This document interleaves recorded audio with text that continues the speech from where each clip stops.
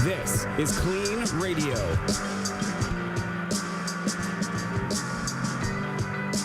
Radio on our flagship station, 790 KBC, or pretty much everywhere. Welcome back from wherever you've been, Andrew. New York. And I gotta give you came here for one night just to do the show. I flew in this morning at 3 o'clock a.m. and I'm leaving tomorrow at 5 a.m. And if that's not sobriety or commitment, I don't know what is. I'd like to welcome everybody out there. Just wanted to talk about a quick thing. You know, we're on Facebook and we're very active on Facebook. If you go to facebook.com/KLEAN Radio, and occasionally I post these. Pretty much every day we post. And a couple of weeks ago, my father always, I was spoken about this on the air. My father was always very fond of saying, as long as his son was alive, there was a chance. My mother said that you say that too often. I say that too often? Yeah, you know what? She was giving me... You know what? Somebody came back to rehab because of that comment. So you can tell my mother I have to disagree with your mom on this one, as scary as that sounds. Right. And it really made me happy. He goes, I was in a really dark place. He was out of state, and he was reading our Facebook posts on KLEAN Radio, and it helped him out. And you never know where that message or where somebody's going to be that they could get help. Well, I think that's true. And I think, saying the same thing over and over again, sometimes it takes a while for someone to actually hear it. So. I had to hear. He probably said that 1,000 times before it sunk in with me. Exactly. And there's just some funny stories in the news I really wanted to talk about. There was an alleged a man in a Salem bar. A man was arrested. He was high on meth, and he beat up 12 cops, and because they came and they wanted to arrest him because he was masturbating in a bar. And that's always a good idea for the holiday cheer. He's like meth man, and he's like super meth guy, and it just shows you how whacked out you can get on meth. It's pretty amazing because one of the things I don't think people realize sometimes, they just think they don't realize he doesn't remember 4 days of his life, and I actually believe him, right? Because we've both we know people that have been there. So it just nobody in their right mind ends up doing that and facing those kind of consequences without having a bad drug problem. Yeah, so welcome to KLEAN Radio. We're a show about addiction. I don't know why you led with that story. I just was fascinated by the story. Okay, I'm not going to get into why you were fascinated with that story. Please don't, and I don't need to offend my mother tonight, too. So I'd like to welcome everybody out there. We're a show about addiction and recovery and pretty much everything in the middle. And give us a call. The number here is 800-222-5222. That's 800-222-5222. We have an amazing guest tonight. He's a returning guest to KLEAN Radio. And he's, growing up, it's funny because he was in one of my favorite movies of the 90s. And it's a very bad movie with Patrick Dempsey called Run. And that's how I want to welcome him to KLEAN Radio as the co-star of the movie Run with Patrick Dempsey, Christopher Kennedy Lawford. We always build self-esteem. That's the purpose of our show. Bring up all my children next. That was actually, it was a really good, it's one of those movies when it's on late night TV. Andrew, I don't know if you've ever seen it. But it's about Patrick Dempsey. I think it's the only film I haven't seen, actually. It's about Patrick Dempsey being on the run from the mob. My agent promised that was going to make me a star. I bet you Patrick Dempsey's agent and Patrick Dempsey, that was probably going to be his comeback movie. Yeah, it didn't quite work out that way. And Christopher Kennedy Lawford, and he's here to talk about his new book, What Addicts Know.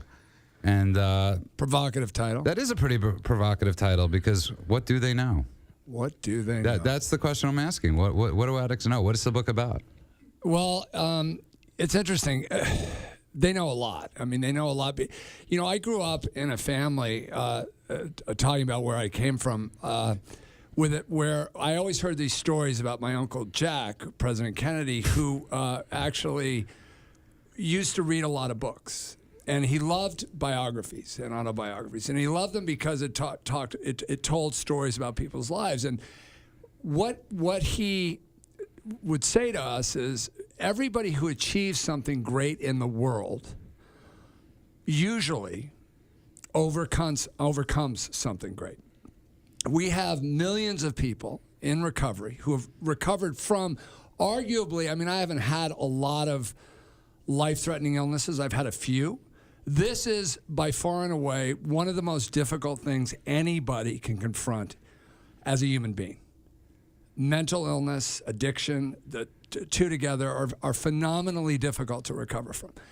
Those that do have gone to the gates of hell, have been transformed, have been redeemed, have learned enormous lessons, both going down and coming up, and they are still marginalized, stigmatized, and discriminated against by society. And that's what this book is for, is to show, because too much in society, people aren't able to stand up and be counted as in recovery for whatever reasons, because of their jobs, because of their association with 12-step programs, and a misguided assumption that they can't be public.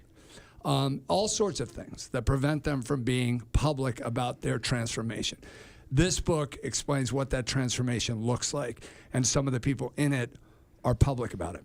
And if you just tuned in, you're listening to KLEAN Radio. That's Christopher Kennedy Lawford. Well, you are. You're listening to Christopher Kennedy Lawford. So give us a call. The number here is 800-222-5222. That's 800-222-5222. And Andrew, what Chris is talking about is it's your passion. Yeah, well, I mean, I've obviously been doing this for a long time, and I actually really enjoyed the book. I read most of it, the vast majority of it. I skimmed the last 2 chapters because I ran out of time, but. So a lot of it's about this actualized self, right? The authentic person and the authentic human. Yeah. Well, it's interesting, and you guys talked about Run initially. When I got to recovery, I really wanted to be Tom Cruise. Right. Yeah, you mentioned that in the book. I don't want to be Tom Cruise. Well, there might be a couple reasons for that, since they originally wanted to be. Basically, because you would probably agree with this, that basically the gift of recovery is finding yourself. Sure. I mean, it's the gift and the power of recovery. And I didn't sign up for that. Mm-hmm. And a lot of what we get, and then we get to really engage the world the way we're supposed to engage it, and also give the world our unique and special gifts. Now, the actualized self, I mean, it's kind of interesting because your book does mirror the 12 steps in some ways, even though it's 12 points that addicts know. 10, I'm sorry. He's okay. He read it fast. Right. But it does in some ways mirror the 12 steps, right? But you use, in the spiritual part, in this first sort of like giving yourself over, you actually use existentialism instead of just saying, turn your life over to God as you know it or whatever. And you point out, really Nietzsche and other philosophers' sort of ideas, but you really do it from a very religious standpoint instead of Nietzsche, who did it from an anti-religious standpoint. What is your idea really of spirituality and the actualized self? I agree with Carl Jung, basically, which is I believe that all addicts are trying to find God. My friend Richard Dreyfuss says all addicts are trying to touch the hand of God. I think that's really what it is. Organized religion doesn't have a whole lot of doesn't hold a whole lot of interest for me. I've been mesmerized for the last year or so with this new pope that we have. He's the first guy in my life that actually speaks from the tradition that I come from, that actually resonates with me, right, on some level. So I think, you talked about this book, What Addicts Know, mirroring the 12 steps, and it absolutely does. Everything I've basically learned, I've learned in 12-step programs, right, that I find of real value in my life. But everything is taken from something else. Sure. Bill Wilson took a lot of this stuff from the Washingtonians. And my purpose in writing this book, aside from illuminating the enormous benefit to society that people in recovery have in terms of their experience, is also to help my advocacy, which is about sort of reducing stigma and fighting discrimination. I think that's great. I mean, that's the biggest thing we have. Well, next to medication compliance for the mentally ill, probably the stigmatization of the mentally ill. And that's actually why I got into the field. Right. Was that, most people feared and loathed the mentally ill. And so that's why I got into the field a long time ago, and been working hard to try and work on that stigma. So we share that in common. This is an interesting thing, because I'll share a story with you that I had. I was in a pharmacy a couple of days ago, and I was waiting for somebody to fill a prescription for me. And there was a guy there who was clearly a drug addict. Right. I could tell when I walked into the store that he was a drug addict. And he was waiting. And then they called him up, and he was unbelievably effusive with the woman at the thing, because she was going to fill his prescription. And he was like, I love you. And, the last time I came in here, they gave me ibuprofen. They were supposed to give me Vicodin. And so I knew what he was doing. And he was unbelievably irritating. Right. And then he walked out. He got what he wanted. He walked out of the store. I finished my business. I walked out the store, and he was standing in front of the doorway. And I walked up to him, and I looked at him, and then I walked around him. And he looked at me, and he goes, "Good thing you walked around me, otherwise I would have had to beat your ass." And if I had a gun, I would have shot him. Oh, it's a good thing you didn't have a gun. Good it's thing a good I thing didn't you're have sober. a gun. Good thing I didn't have a gun. But this is the issue that happens with stigma. People don't stigmatize us for no reason. Right. We behave really badly. Yeah, often, but even as a manifestation of this illness. Yeah, but even with mental illness, it's even more complex because they might not even they have even less control necessarily. I mean, that's true. Well, do you guys think it's wait tricky? a second. Wait a minute, Mr. Judah. One of the things that concerned me in the book and that I was reading, it talks about how addiction takes you away from yourself, your true self, right? And that getting into recovery returns you back to some state of betterness, or I'm not sure that I said it that way. Not really, but because what I believe and what I think was said in the book was that it does take you away from your true self, but in recovery, it also allows you to exorcise a part of your true self. Right. People that behave badly as addicts are not away from themselves. They're just exercising a part of themselves that should not necessarily be exercised. My concern is that, though, that it still sort of advocates that through this discovering one's true inner self, that somehow creates a moral development within a person, and that addiction still, like getting over the addiction, allows you to morally sort of advance yourself. I don't think I talked about this as a moral issue at all in the book, except for to say that it's not. And I think recovery doesn't make you morally better. As a matter, it just makes you a more complete individual who's able to exercise discretion and discernment over what parts of your personality and what parts of your character you wish to engage the world with. Right. And if you just tuned in, you're listening to KLEAN Radio, and apparently we've touched the nerves because the phone lines are lighting up. So give us a call. The number is 800-222-5222. That's 800-222-5222. We're in the studio tonight with the amazingly talented, all-around Renaissance man, Christopher Kennedy Lawford. And he's here to talk about his new book, What Addicts Know. But let's go to Marie in San Jose. Welcome to KLEAN Radio, Marie. Hi. Hi, how are you? Hey, Marie. Okay, how are you? Good. Hi, Mr. Lawford. How are you? Good. I had a question about, you were talking about stigma of addiction, and I had a question about recovery or recovering addicts in the workplace. For example, there's a pretty large Facebook presence in my recovery community, and as for me, I now have a Facebook page, but I'm Facebook friends with a lot of people that I work with and that I used to work with, and they don't know about my addiction or my recovery. And like you said, there is a stigma against addicts, even those in recovery. And so I don't feel like I can really be open about my recovery in my workplace. And I sometimes feel like I'm not being true to myself because I have to kind of hide that part of myself from my coworkers and some of my friends that are not in recovery. And I was wondering if there is ever a certain point where it is safe for the recovering addict to be open about their recovery in their workplace, and where you can eventually kind of let those different identities kind of merge without feeling like you're, judged. Marie, how long are you sober? A year and 4 months. And just, you don't have to tell me your exact job, but what is it you do, sort of? I work in academia. Okay. Andrew, you want to tell me what that is? Yeah, I work in a university. Okay. Oh, academia. Yes. I thought you said epidemia. Okay. Chris, I mean, this is a good question. I mean, she's asking a great question. I think a lot of people, Andrew, Chris, well, it's about boundaries. And actually, Chris, you wrote quite a bit about boundaries in your book and about reformulating boundaries and the importance of boundaries. Maybe you could...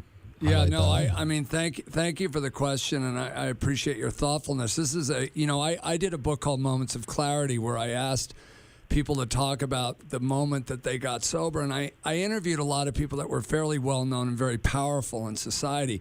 And there were a number of people who actually, after the interview, and I actually confronted them with their interview and what I was going to publish, said that they couldn't do it because they were afraid of the result.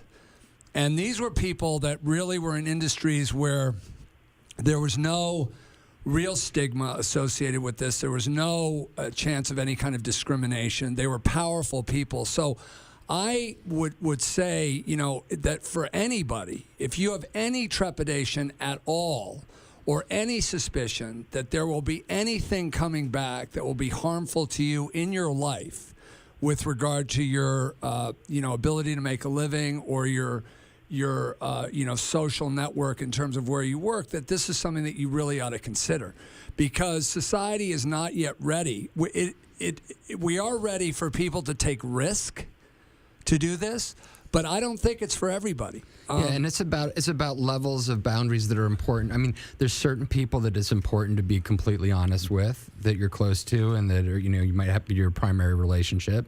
And then there's other people that you don't have to share everything with, and that's about boundaries. You don't have to let everyone know everything about your life. You don't have to be a completely open book to be an honest and true and moral person. You can, have an appropriate relationship with an employer, which is not necessarily a family or personal relationship. It's an employee-employer relationship. Right. So understanding the difference in the boundaries that you might set between being an employer and employee versus, a spouse, those are two completely different types of intimacy, or in this case, even just relationship. Amy, why is it so important to tell people at work? Well, it's not so much that I have to tell, I feel like I have to, or that I should. It's kind of more of because in my recovery community, a lot of them do outside of the rooms. They get together on Facebook and plan other things and have conversations and everything. And sometimes when I get to the meetings, I have no idea what they're talking about, or I feel kind of left out because I don't. Another club. You know what? This is. I get this problem a lot with clients that want to use the Fellowship of AA and they want to have an online persona. Make one up. And then let people know that persona. You don't use a fake name. Yeah, go by Rami. And just put a different picture up there. And you know what? You don't have to cut yourself off from communicating with people through social media. You can still hide your privacy in different ways. Okay. Did that help at all, Amy? Yeah, it does. I mean, Marie. I'm sorry. Yeah. There's no. Well, that's your new name. I was giving it to you, Marie. You just got your new online persona. Yeah, right. We'll just send you a picture later. Marie, it's just you have to do everything when you feel comfortable. And I sometimes people like Chris and Andrew, they expect I'm sober this amount of time. This is what's going to come. There's no scale, and there's no at 3 years. This is what happens. It just happens sometimes organically. Sometimes things don't happen. Yeah, and Chris Kennedy Lawford here is doing a great job of bringing these issues to light to the general public, and Judah and I do every week on KLEAN Radio and other things. But that doesn't mean that that's every addict's role, to go out there and tell everybody in the world that they're an addict. Right. It's important that you concentrate on making sure you're young in recovery, a year and a half. You've got a lot of things to think about. You don't have to stick your heart on a platter for everybody. It's about really making sure you're taking care of yourself, doing what you need to do for yourself. And finding creative ways to do that without exposing yourself to the potential harms and pitfalls that really are out there in society. Society is not necessarily a loving, caring place. And that's especially is true for academia, the one people that should be intellectually open or sometimes... All right, Mr. Conservative. Yes, or sometimes the least. Amy, Marie, thank you so much for the call. Thanks, Marie. And if you just tuned in, you are listening to KLEAN Radio. Just so you know, Andrew, Christopher Kennedy Lawford is one of the few Republican Kennedys. Yeah, he's not. I just wanted to say that.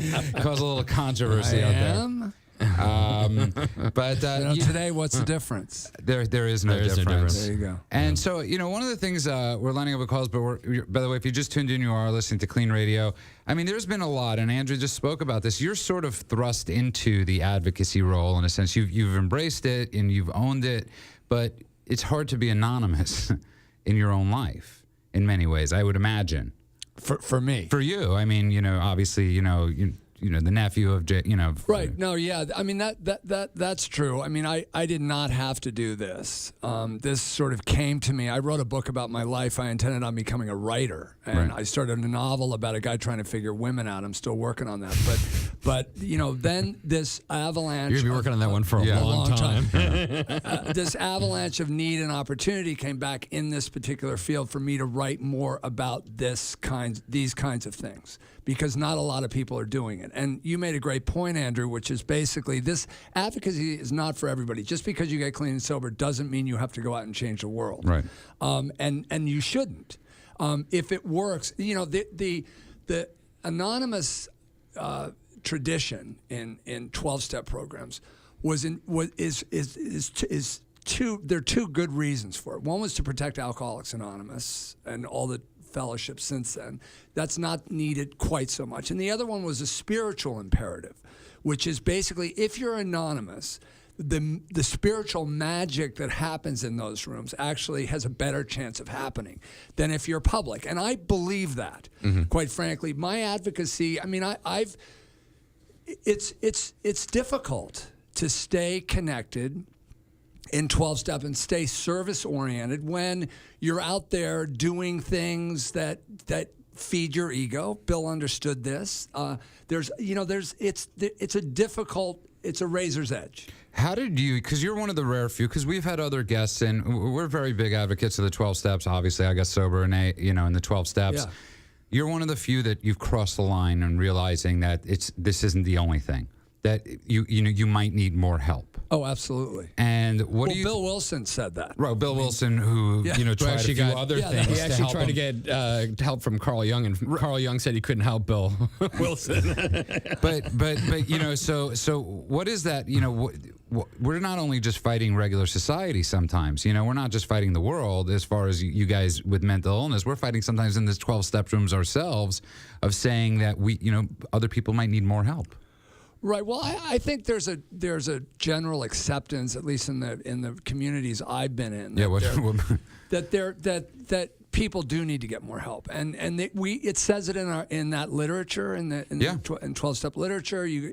Spiritually you can do things, but what I talk about is basically getting your life back, getting skill sets in your life that you need in order to get the kind of life where you can really realize all of your potential. That's what this book is about. So it's about things like learning how to do relationships better. And there are a lot of resources out there to do this, but addicts traditionally don't spend their money. They'll spend 99% of their money on their drugs and alcohol, and they won't spend a whole lot of money on recovery-based things. And if you're just tuning in, you're listening to KLEAN Radio. Andrew's in the studio tonight, one of the smartest men in Western California. We have the awesomely talented, handsome Judah Friedman, and we have the Is my intelligence equal to your handsomeness? Because now I really Kennedy feel Lawford bad. in studio. So we'll be back in a minute. Discussion continues at KLEANradio.com, at KLEAN Radio.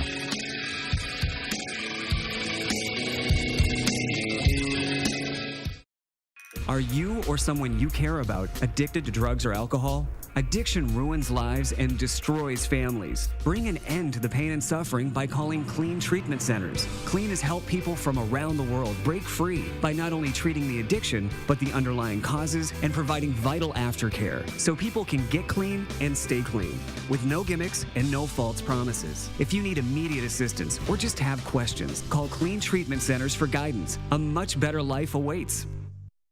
Welcome back to KLEAN Radio. Addiction happens. Recovery and a new life starts here. Watch the worldwide live video stream and get immediate addiction assistance at KLEANradio.com. That's clean with a K. Now back to Andrew Spanswick and Judah Friedman. Welcome back to KLEAN Radio. We're in studio tonight with Christopher Kennedy Lawford. He's here to talk about his book, What Addicts Know. And Andrew, you had a question for Chris. Yeah, actually, I wanted to read a little bit of the book, if you don't mind. There's this paragraph you have in here, which I thought was really interesting. It says, critical to the recovery process is realizing you aren't a victim in any part of your life, and you shouldn't blame anything or anyone but yourself for whatever happens in your life, be it good or bad. This is the essence of taking personal responsibility and being accountable for how you live your life. My one concern with that was that Isn't it sort of saying that you're sort of blaming the victim in some ways? Like having to take full personal responsibility? What do you mean blaming the victim? Well, you know, if somebody gets raped and they have the huge trauma in their life, I mean, are they really responsible for that? No, I think he's saying the victim part. Yeah, I'm saying that they're responsible for their victimization if they want to live that way. The point of that really is that to really move on and to do the kinds of things that I talk about in this book, which is transform and realize yourself and realize your purpose and to have the kind of life that you deserve, you have to let that go. So I think there's this really interesting thing in your book. I love your book, by the way. So I think there's this really interesting thing in this book. It talks about how you're sort of born in some sort of way, traumas and these things happen to you, and you're saying you should take responsibility for the fact that it happened to you and that you have responsibility to grow from it, but you're not saying that you should, of course, take responsibility for being traumatized. And then you say, then the next part of your book is really about picking role models and then finding a way to move forward and then find a spiritual basis for yourself. Is that a good summary? Or yeah, I think so. I mean, I remember. I'll use something from my experience. I remember when I first when I was married and I had my first kid, and my son was born, and it was a very stressful time, and I was newly sober, and so was my wife at the time, and we would fight, and she was crazy because she had a kid and she was going through all that stuff. So so I would go in and she would get mad at me about stuff, and I would go to my sponsor and I would go, blah, blah, blah, blah, blah, and he'd go apologize. And I'm like, what? I didn't do anything. Why am I apologizing? He goes, because you're part of it. Mm-hmm. If you're in it. Now, you use the example of rape. I don't think that there's a contributory piece there. People are traumatized in this world all the time, and they have no responsibility for it.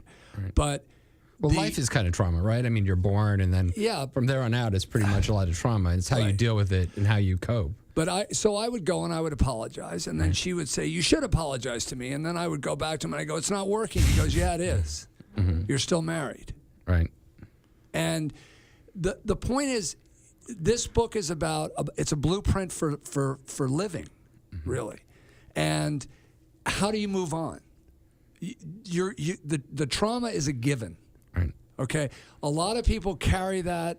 I know people in recovery, and you probably do too, who reinvestigate the stuff all the time, and their life they actually their identity is formed by their trauma. Absolutely. Right. And I think that's a difficult thing. I mean, I didn't realize until probably I was 20 years sober that I had PTSD from the violence that happened to my family growing up. Right. And it was like, because we didn't, but I'm a victim of that. Mm-hmm. If I want to be.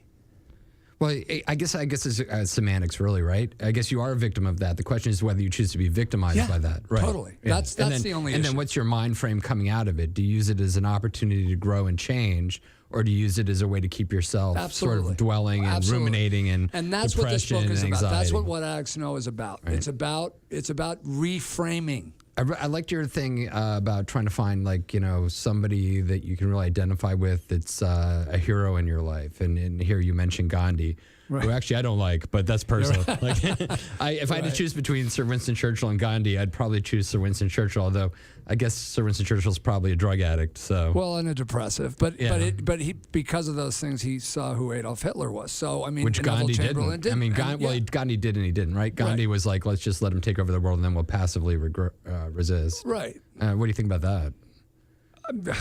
Look, I think your initial point. I think your initial point is there's heroic things in a lot of folks. Right. Choose what you want. Right. So it can be a different path, right? So you can be Sir Winston Churchill, right? Yeah. And be sober. Maybe, I love how you keep on saying "sir."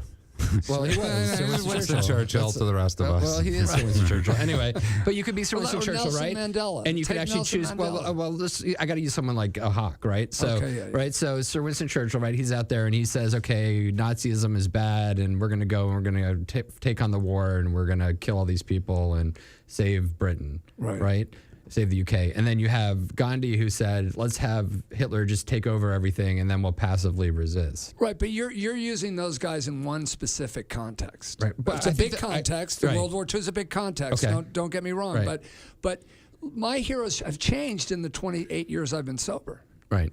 I mean, in the beginning, I had different heroes than I do today. You I Hefner think was, also the point in is the beginning, right? Also the point is we Sorry? don't really. I mean, the other thing is both may be right. I mean, who really knows, right? I mean, maybe Gandhi was right. Maybe we should let Hitler take over everything and then passively resist. No, I don't. Okay, you are listening to KLEAN Radio.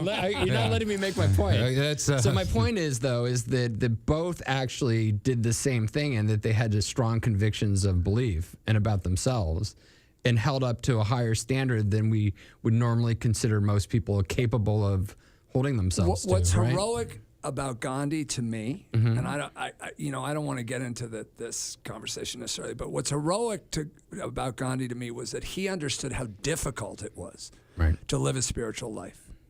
He understood that, and that's why he spun silk 4 hours a day, so he could stay present in the moment. Those are the things. His nonviolence is very interesting to me. It's something that I would believe in, but it's not why he's heroic to me. Right. Winston Churchill, if I looked at him, I'd say he's heroic to me, but because of that he inspired a people to stand up to a tyrant, and I think it needed to be done then. Not a big fan of your, I mean, of certain people in your, your grandfather. He had a few issues with. My grandfather had some serious issues. Serious issues, and it's you can't pick who you're related to. My grandfather had a lot of, but he was an amazing guy on some other levels. Right, He's not heroic to me. He's not heroic. I would not choose him as somebody if I wanted to manage my life and make money. He would be a guy I would look at. Right. As somebody who knew how to do that, but at what cost? So let's talk about Gandhi being your hero again. So it's because I like this. I think this is important because I think it is hard for people to pick, who are you going to model yourself after, right? And they're like, for me, it's like, okay, Gandhi, yeah, I can see why he's cool, and Sir Winston Churchill, I can see why he's cool. They're complete opposites in some way. Yeah. So, is it okay to model yourself after multiple people? Or, Absolutely. And is there different things for different times, or do you change? Or different needs in your life. I mean, if you need to learn how to hold a job, if you need to learn how to have a relationship, go find mentors and go find people that did that in the way that you think is admirable. I think that's great advice. And if you just tuned in, you are listening to KLEAN Radio. Give us a call. The number is 800-222-5222. That's 800-222-5222. We're in the studio tonight with Christopher Kennedy Lawford talking about his new book, What Addicts Know. And apparently we're talking about Gandhi and many past leaders of the free world. It's good to call. But yeah, let's go to Heather in Vermont checking in. How you doing, Heather? I'm doing good. Well, I'm running the gamut today, but before I go into check-in mode, I just wanted to comment to Christopher that I spent a lot of this weekend reading your memoir, and I've read some of the Moments of Clarity book this weekend. And one of the things that I read that I liked in your memoir was when you were talking about delusional thinking and the behaviors that we have where we only talk to the people who are behaving the same way we are. Right. Yes. And one of the things that I had to learn when I was newly sober, was that I had to wrap myself out and talk to people, who weren't doing the same thing as I was. So just so people know, it's been a rough year for Heather. A rough year, growing year. She's gone through some stuff. She's gone through divorce, a lot of turmoil. And so how's it been going? How are the holidays, Heather? Generally, the holidays were okay. I did have, some sadness, around Christmas Eve because it was the anniversary of my husband's proposal, and, then it started me thinking about the positive memories that I had, and that made me kind of sad, and, but I had a good time with my family. But today I've sort of been running the gamut because I did get the paperwork back from my husband, and I actually put everything in the envelope with the check and everything, and it's going to be going out in the mail tomorrow. So, well, Heather, it's important to remember that often when we reflect back on relationships and ones that we were bad and we've chosen to get out of already, we tend to over-romanticize the good things and repress and forget the bad things. It's euphoric recall. Yeah. So, I think that's okay. I think it's okay for you to feel that, but just remember also that there's a reason that you're not in that relationship anymore. And that reason is because, you want to be healthy and you want to do better in your life, and you don't need to be a part of that. I do, and I haven't talked with my husband that much, but he's still sober, so I'm happy for him. He's like, I don't know. And that's just so great. you know, Heather, Yeah, I you was can be thinking happy for him. I was thinking about you, Heather, and I did a little research, but you need to do the last part of it. There's a website called 12stepmatch.com. And I want you to check it out. And I really do. And I want 13 well, no, and I want you to tell me what it's like. If you will, you do that, maybe that favor, the number 12stepmatch.com. And because you know what, you don't have to be lonely. You don't have to beat yourself up. It's time to move on. It's time to have some fun in the year 2014, Heather. And that doesn't mean jump into a full relationship. Just go out there and hang out with people. Yeah. Play the field. But one of the other things about today, when you're talking about moments of clarity and things happening at the right time, when you need to hear it, because I got to actually admit that I had some pretty, I did have some sick kind of thinking the last couple of days where I wasn't romanticizing drinking, but it's never quite good for me when I hang out with people who are still thirsty, and I actually went to see Saving Mr. Banks. And that would make me want to drink. If you haven't seen it. Is it No, good? because the woman who wrote Mary Poppins' father was an alcoholic. I didn't know that. Yeah, and it's part of something that's in that movie, and you just ruined it for everybody in America. Well, this brings up an interesting topic. Heather and I did kind of go into another topic here, but people have been drugging themselves and using alcohol and other substances for as long as we know. And this points to, the fact that human beings have always been trying to find ways to escape from pain and deal with pain. And we found different ways to do it. There's spirituality, I suppose. There's religion. There's drug use, which has been pretty much a constant.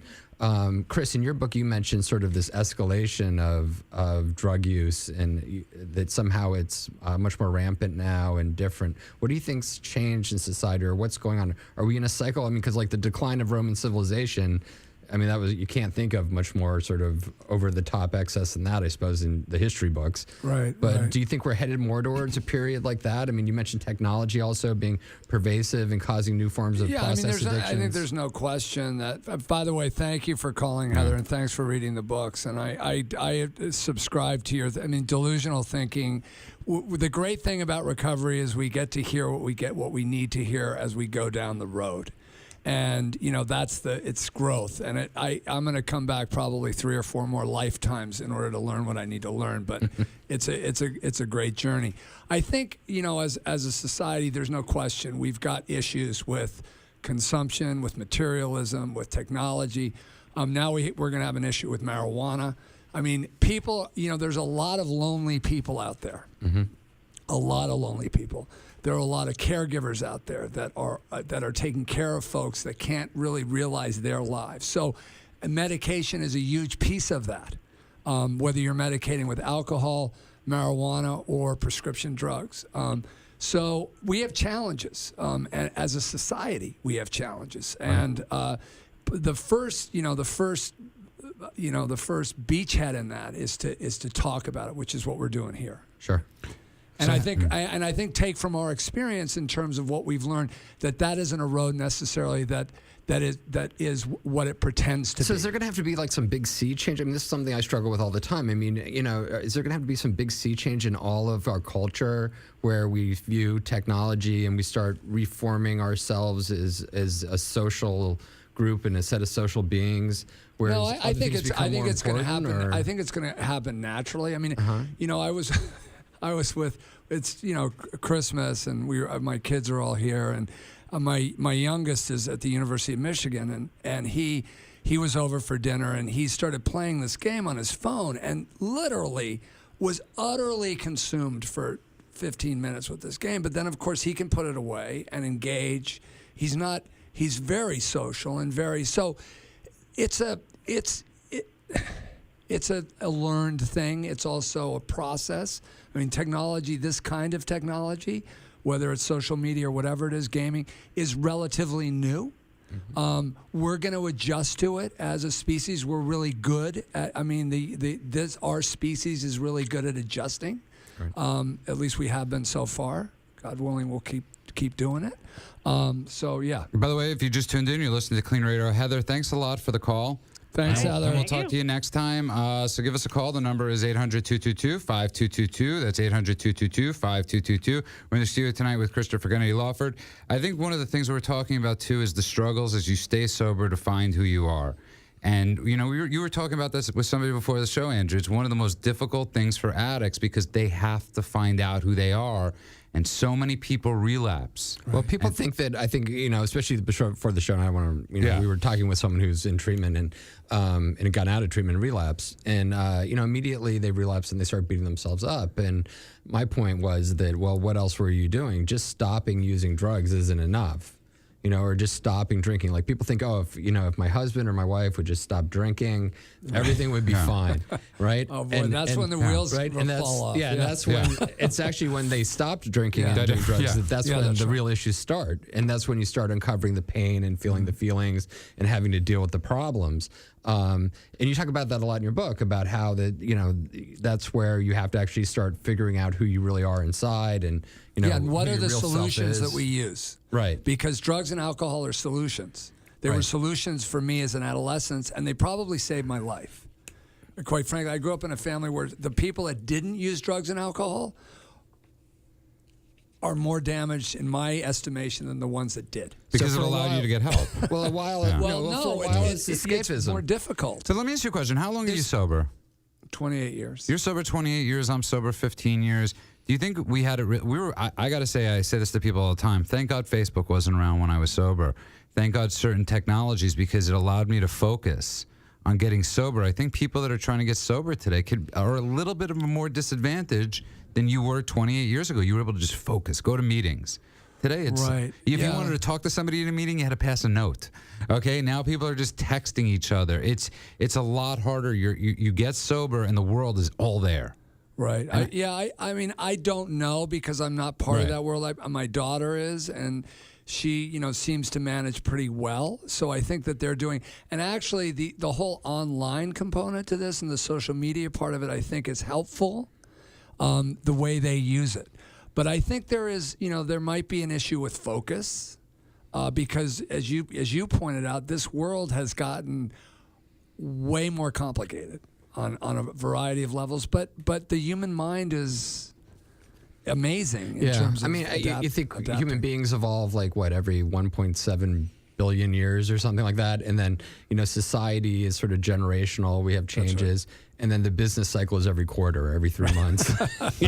So somehow we're supposed to keep up with this exponential change. That's right. It's a rough road for us. Let's go to some quick calls. I just want to find out how Amy's doing in Washington. Amy, how are you? I'm doing fine, thank you. Amy actually has a really interesting question. She says, does character or drugs cause bad behavior in addicts?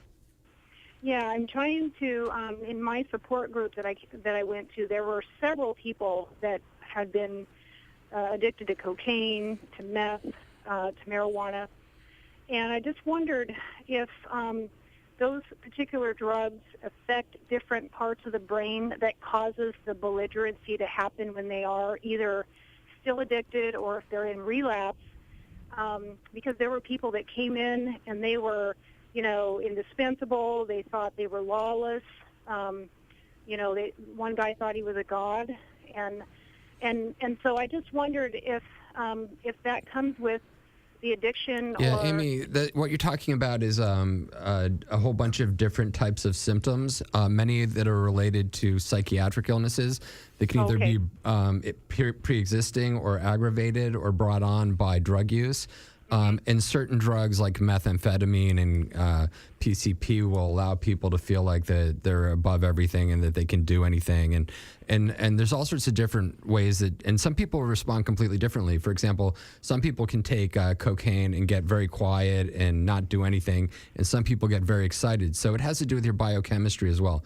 But the most important thing, what I'm hearing is that you're going to a meeting where there's some people that are acting inappropriately and potentially could be damaging. And you know, I would just be careful about protecting yourself and, you know, making sure that, you know, if there's any way for those people to get the right type of treatment that they need. Those people obviously need more intensive treatment, and they shouldn't be coming to meetings if they're using. So, you know, that's something you need to talk about with the secretary of the meeting, and also, you know, find safer meetings or smaller meetings if possible. Amy, we got to run, but thanks for the call. Give us a call back next week. Thanks, Amy. Thanks. Thanks, Amy. I mean, she actually raises, Andrew, I mean, it's, you know, this is what I wanted to ask both of you. So we talk about mental illness and we talk about alcoholism and addiction. Now, they're both together, right? I mean, alcoholism is a mental illness, is a mental disease. But I think sometimes part of the problem is, you know, there's a difference between the guy you ran into outside the pharmacy and some people that are addicted or have a, you know, the disease of addiction might not want to be lumped together exactly. They don't. Right. Mostly. And that's one of the problems that we have in our field in terms of orchestrating a cohesive kind of national strategy to deal with this stuff, because everybody's, you know, carving the pie up. Kind of. Well, and also 12 steps aren't treatment. I mean, it's a self-help group, but it's not treatment. And people that have mental illness really need psychiatric treatment. And our society has largely failed that by criminalizing the mentally ill. Right, but you know, Drew Pinsky, who did the foreword to this, to What Addicts Know, said to me once, he goes, you know, most of the mental illness that you find in meetings can be, or those sort of issues that people have, can be addressed by the 12 steps. Not everybody, not everything. And that there's huge need for medication for some folks, but there is, you know, there's gradations, obviously. Mm-hmm. And I think you know, that like the you know, my only problem with that is that sponsors and people in meetings aren't qualified to know absolutely that. Not. And, absolutely you know, I mean, I worked in acute care psych for, you know, quite a while before getting into substance abuse as well. And there's always been this divide between substance abuse and mental illness. Mm-hmm. And I actually think that substance abuse actually is a compulsive disorder within the mental health spectrum. Mm-hmm. And this separation of addiction and mental illness has been a great disservice to both fields. I agree. And that really they are intertwined. And that, like what Dr. Drew's saying, and I know him as well, and I've hung out with him quite a bit and whatever. But, you know, his point, I think, is well spoken, that a lot of these symptoms are brought on by the drug use. Right. At the same point, some of these symptoms are so severe that they do need medication while people are detoxing to give them a window to be able to then even cognitively understand what types of changes they need to change to be able to become sober in a lasting form of recovery. Right, absolutely. And I think we're going to have to say somewhat now, this conversation definitely has to be continued in the near future. So we're going to ask you out on our third date pretty soon, Chris. And hopefully when you and Andrew... that's where Judah makes his move. When you and Andrew have combined schedules that could actually meet up. But, you know, it's important. I want to tell everybody out there, Christopher Kennedy Lawford, Saturday, January 3rd at January 11th. At 2 p.m. Is going to be at the Barnes & Nobles at the 3rd Street Promenade in Santa Monica. So I think everybody should go down there and meet this man. He's an actor. He's a writer. He's an advocate. You've pretty much run the gamut of, you know, of a few things. And it's really cool because for people like me growing up, you know, obviously I idolized people like your dad, you know, and I saw Ocean's 11 when I was a kid, and it's got to be really hard because I looked at your dad as this, you know, this really cool dude. I mean, he was the Rat Pack to me. He was. And you looked at him, I'm sure, in some amazing ways and in some yet very traumatic, sad ways. Well, I mean, my dad died of alcoholism at 60. He never got to meet my daughter, Savannah, which was really really the core issue here, which is this is an illness. It will kill you. Yeah.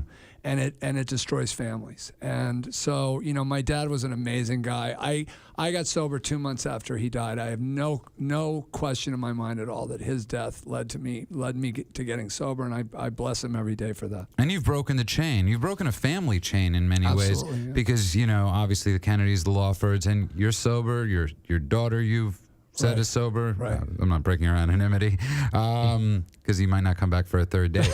And she may get mad. And I think it's really cool. And I really think we should just continue this topic, Andrew, because I think it is the next, the next civil rights movement in the sense of addiction is, Absolutely. And mental health, swing, because yeah. people are dying. And there are a lot of people out there right now. Also, we've stuck people in prison instead of giving them help, which is just a criminal. That's the real crime. And there's reports now coming on that, with the whole treatment with the new Obamacare thing, that people that are getting sent to mental or to rehabs aren't actually alcoholics. They're dealing with other issues. So there's a whole new wave of things that's going to come about. Well, there's definitely a huge demand for the need for treatment for mental illness, and nobody's doing anything about it. There's been a 90% decline since 1954 in acute care mental health beds. The critical thing to remember is that addiction is an issue of chemistry, not character, and that's what we just got to stay focused on. Yep. Okay, Todd, we have 30 seconds. seconds. A lot of hope. Todd, we have 30 seconds left. Todd's from Salem, Oregon. I just wanted him to say hi to you, Chris, because he's calling from the mental institution where One Flew Over the Cuckoo's Nest was shot. Hey, Todd, how are you, man? Hi, Chris. And it's actually, Chris, it's an open mental institution. And Todd, just so you know, I found out tonight you're in a beautiful place, okay? Awesome. Okay. Somebody was telling me how beautiful your facility is. Yeah. Uh-huh. So I don't feel bad anymore, Todd. We were a little worried about you. We didn't hear from you last week. Where were you last week? I just kind of checked out last week. I just wanted to listen. Yeah, but that's something we never want to hear with mental illness is checking out, Todd. Yeah, I got to talk. They need some help here, Todd. Yeah. You said something about being too famous, and Yeah. I was rocking too hard on that, I guess. Todd, listen, on you their have good toes. holidays? Yeah, I had a good holiday. I had a lot of struggles, but I overcame them. That's amazing, Todd. Listen, call back next week, Todd, because we got to run, but I just want to say hi. Okay, thank you. Take care, Thank man. you very much. Have Take a nice care. evening. Thank you, Todd. Todd. I just want to thank you again, Chris. Check out the book, people. Yeah, the It's book is coming out called. when? The book is called What Addicts Know. It's out now? January. Yeah. It's out in January, and you're one of those people. Early January. I've seen through the years because I've seen you in certain places of 12-step type stuff, and it's really cool watching you. You've got this, this. You're a humble man, and I don't say that, with. With humility, but you're very humble. Anyway, check out Clean, Facebook.com/Clean Radio, or go to cleanradio.com. You can find out how to get Chris's book. Awesome. And, Or ChristopherKennedyLawford.com. Excellent. And you can also watch us live on Wednesday, repeat, with the video on Wednesday. And we'd at like to apologize cleanradio.com. to everybody out there that's been having Ustream problems or live stream problems, because a lot of people are trying to watch us, and sometimes the demand We're gets a little running out too of great. streams. And we are running out of streams. We're picking up more, and we're picking up more stations all the time. Andrew Spanzer, Christopher Kennedy Lawford. Thank you, everybody out And there. Judah Friedman. Discussion continues Thanks, at you guys. cleanradio.com. Thanks, Chris. Great to be here.